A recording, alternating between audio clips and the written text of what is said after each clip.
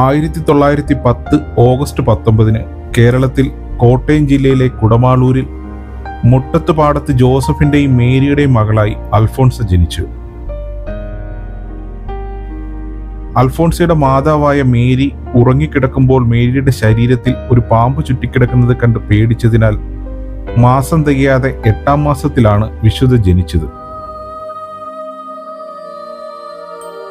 അൽഫോൺസാമ്മ ജനിച്ച് 8-ാം ദിവസം സീറോ മലബാർ സഭയുടെ ആചാരമനുസരിച്ച് 1910 ഓഗസ്റ്റ് 27 കുടമാളൂരിലെ സെന്റ് മേരീസ് പള്ളിയിൽ വെച്ച് ജോസഫ് ചക്കാലയിൽ അച്ഛനിൽ നിന്ന് അന്നക്കുട്ടി എന്ന അൽഫോൺസാമ്മ മാമോദിസ സ്വീകരിച്ചു.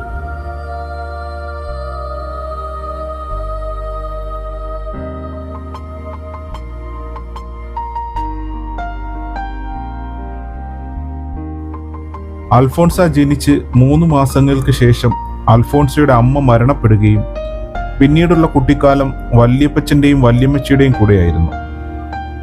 ഈ വേളയിലായിരുന്നു ആത്മീയതയുടെ വിത്തുകൾ അൽഫോൺസയിൽ വിതയ്ക്കപ്പെട്ടത്. വലിയ ദൈവഭക്തയായിരുന്ന അൽഫോൺസയുടെ വല്യമ്മച്ചിയായിരുന്നു പ്രാർത്ഥനയുടെ മഹത്വവും വിശ്വാസത്തിന്റെ ആനന്ദത്തെക്കുറിച്ചും കാരുണ്യത്തെക്കുറിച്ചും അൽഫോൺസയെ പഠിപ്പിച്ചത്.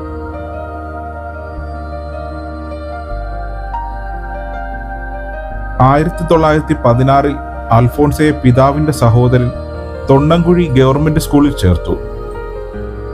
പ്രാഥമിക വിദ്യാഭ്യാസം പൂർത്തിയായപ്പോൾ അമ്മയുടെ സഹോദരി വീട്ടിലേക്ക് കൊണ്ടുപോയി.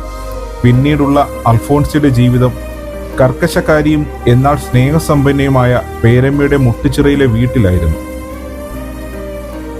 പേരമ്മയിൽ നിന്ന് ഒട്ടേറെ പാഠങ്ങൾ ഉൾക്കൊണ്ടാണ് അൽഫോൺസ വളർന്നത്.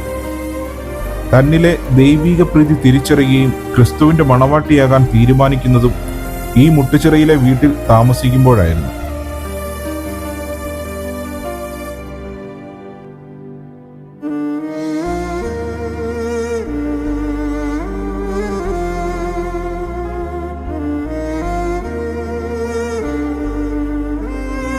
പിതാവ് ജോസഫിന്റെ കൈപിടിച്ച് 7-ാം ക്ലാസ്സിലെ TCയുമായി ഭരണങ്ങാനം മഠത്തിലെത്തി അവിടെ ചേർന്ന് പഠിച്ചു. 1928 ഓഗസ്റ്റ് 2-ാം തീയതി അൽഫോൺസ ശിരോവസ്ത്രം സ്വീകരിച്ചു. 1930 മെയ് 19 ഭരണങ്ങാനം ഫെറോന പള്ളിയിൽ വെച്ച് സഭാവസ്ത്രവും.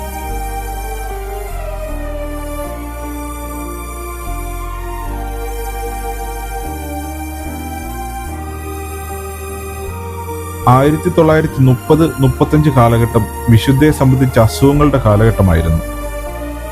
1932 കോട്ടയം ജില്ലയിലെ വാകക്കാട് എന്ന സ്ഥലത്ത് ക്ലാരമഠം വക സ്കൂളിൽ അധ്യാപികയായി പ്രവർത്തിച്ചു പോന്നു. എന്നാൽ അനാരോഗ്യ നിമിത്തം 1 വർഷം മാത്രമാണ് ആ സ്ഥാനത്ത് തുടരാൻ സാധിച്ചത്. പിന്നീട് ഒരു സഹാധ്യാപികയുടെ ചുമതലയും ഇടവക പള്ളിയിലെ വേദോപദേശ അധ്യാപികയുമായി പ്രവർത്തിച്ചു പോന്നു.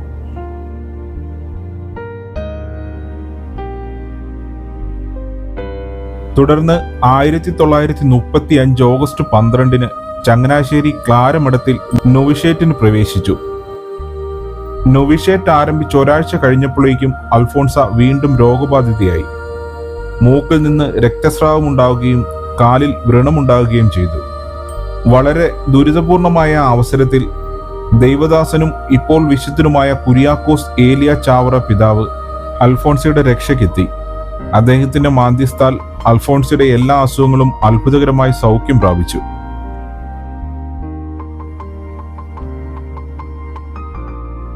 ഓഗസ്റ്റ് 14 അൽഫോൺസ ഭരണങ്ങാനത്തേക്ക് തിരിച്ചു പോന്നു. വിവിധ തരത്തിലുള്ള രോഗങ്ങളാൽ വിശുദ്ധ ഏറെ സഹനങ്ങൾ ഏറ്റുവാങ്ങി. ടൈഫോയിഡ്, ന്യൂമോണിയ, പനി എന്നീ അസുഖങ്ങൾ ഒന്നിനു പുറകെ ഒന്നായി അൽഫോൺസയെ പിടികൂടി. 1945 അൽഫോൺസയ്ക്ക് അതികലശമായ അസുഖം പിടിപെട്ടു. അൽഫോൺസയുടെ ശരീരത്തെ കീഴടക്കിയ നാനാവിധ രോഗങ്ങൾ അൽഫോൺസയുടെ അന്ത്യനിമിഷങ്ങൾ ദുരിതപൂർണമാക്കി. അപ്രകാരം രോഗാവസ്ഥയുടെ പാരമ്യതയിൽ 1946 ജൂലൈ 28 ഭരണങ്ങാനം ക്ലാരിസ് മഠത്തിൽ വെച്ച് സിസ്റ്റർ അൽഫോൺസ അന്ത്യനിദ്ര പ്രാപിച്ചു. അൽഫോൺസയെ ഭരണങ്ങാനം സിമിത്തേരിയിൽ അടക്കം ചെയ്തു.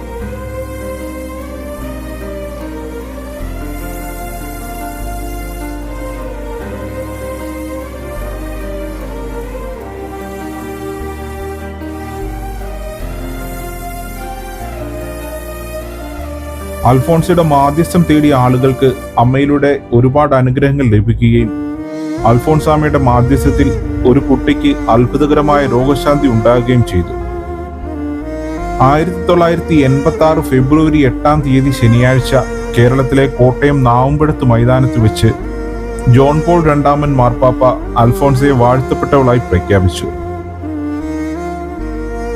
2008 ഒക്ടോബർ 12 ഞായറാഴ്ച സെന്റ് പീറ്റേഴ്സ് സ്ക്വയറിൽ നടന്ന ചടങ്ങിൽ ബെനഡിക്ട് 16 മാർപ്പാപ്പ അൽഫോൺസയെ വിശുദ്ധയായി പ്രഖ്യാപിച്ചു.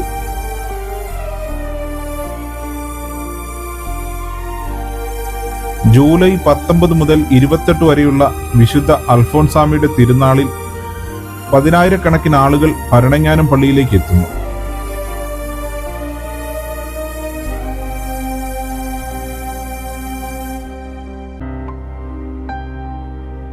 ഭരണങ്ങാനത്തുള്ള വിശുദ്ധ അൽഫോൺസാമയുടെ മ്യൂസിയം അൽഫോൺസാമയുടെ ജീവിതത്തിന്റെ ഒരു നേർക്കാഴ്ചയാണ്.